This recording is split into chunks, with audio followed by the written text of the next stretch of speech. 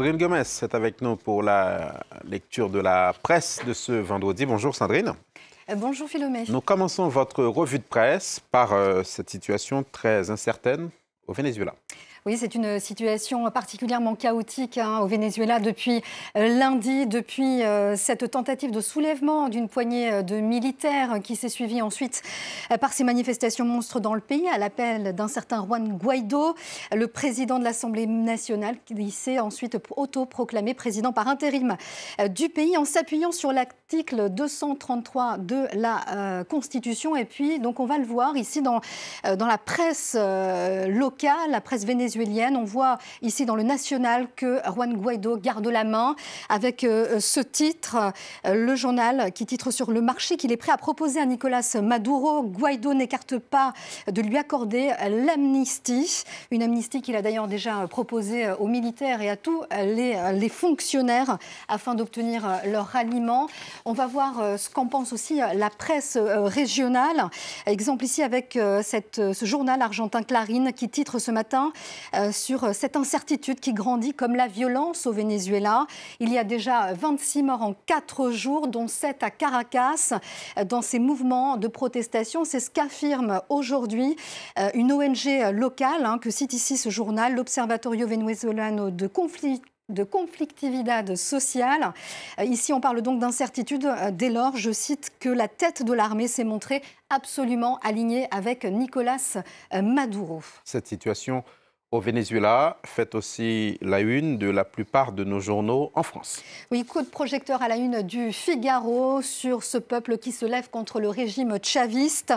Mais à quel prix, Philomé? C'est ce que nous dit en quelque sorte Patrick Saint-Paul dans son édito, qui parle ici d'un vertigo tropical, d'un risque de guerre civile. Un Venezuela en quelque sorte pris en étau, où il y a 2 présidents, un de trop, constate Libération à la une, qui souligne que c'est bien le pouvoir de Nicolas Maduro qui est menacé. Néanmoins, pas de quoi se réjouir pour Laurent Geoffrin dans son édito. Il estime que le coup de force tenté par l'opposant Juan Guaido n'est pas forcément le meilleur moyen de restaurer la démocratie. Il y voit là encore les risques d'une dérive populiste, car selon lui, le populisme consiste, je cite, pour un parti ou un mouvement à se proclamer seul détenteur de la légitimité. Pour Laurent Geoffrin, bien sûr, la restauration de la démocratie passe par des élections libres et sincères dans ce pays. Cette situation au Venezuela provoque également des inquiétudes sur le plan géopolitique. Oui, c'est le journal allemand Tagesspiegel qui titre en une sur une escalade dangereuse. Le journal qui parle notamment de cet avertissement de la Chine et de la Russie adressé aux États-Unis contre toute intervention en Amérique du Sud. Pour comprendre ce soutien russe, il faut regarder du côté du Moscow Times qui titre sur la chute de Maduro qui serait une défaite pour Vladimir Poutine. Le journal explique que la Russie est le 2e investisseur dans le pays derrière la Chine. La Russie et ses compagnies pétrolières ont investi pas moins de 17 milliards de dollars ces 20 dernières années. Derrière cet intérêt de Donald Trump, Philomé, vous allez le voir, il y a bien sûr les intérêts pétroliers du pays.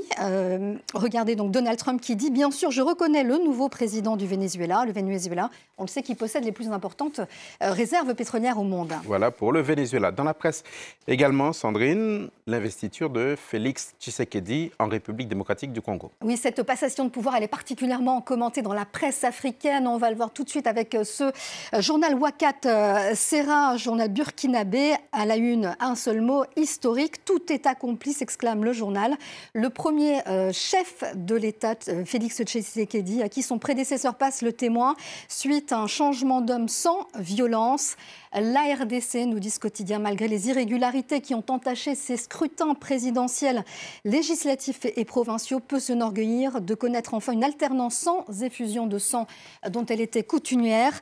Dossier spécial aussi à retrouver dans le journal angolais Journal de Angola. On peut y lire cet article consacré à l'héritage de Kabila, souveraineté et révolution de la modernité. Le journal écrit que l'histoire de la RDC s'enrichit avec ce transfert de pouvoir de façon pacifique. Afrique. Et puis le site d'information de RDC, Africa Arabia, qui reste lui plus prudent. Vous le voyez ici à la une, avec ce titre « Tshisekedi, mission impossible » entre guillemets, point d'interrogation. Ici, on souligne que les défis seront nombreux et difficiles à surmonter pour le nouveau président, qui devra partager le pouvoir avec une coalition pro-Kabila ultra-majoritaire et toute puissante, nous dit ce site en ligne. Un président donc qui pourrait être pris en otage. Le risque, c'est de voir rapidement s'installer un climat de confrontation entre la présidence et le gouvernement. Fin de citation. Et pour refermer votre revue de presse, on se remet dans les journaux français avec le mystère Jeanne Calment. Vous en avez peut-être déjà entendu parler, ce mystère Jeanne Calment, c'est cette Française, cette doyenne de l'humanité, elle a 122 ans. Elle est décédée en 1997 et ce matin, Le Parisien nous propose des révélations sur l'affaire Jeanne Calment, puisque en fait des chercheurs s'y intéressent, c'est surtout des chercheurs russes qui ont remis en cause cet âge du décès. Ils ont avancé notamment la thèse de la substitution. En réalité, ils affirment, en comparant deux photos, que c'est sa fille qui s'est substituée à la mère, notamment en comparant ces photos. Elle serait en réalité décédée dans les années 30. Ces chercheurs russes, ils réclament aujourd'hui l'exhumation du corps de cette doyenne de l'humanité, de cette Française. En tous les cas, c'est l'une des hypothèses qui est aujourd'hui, en tout cas, sur la table. Merci Sandrine Gomez. C'était la revue de presse à retrouver évidemment sur le site france24.com. Tout à fait autre chose. Nous partons maintenant pour la santé.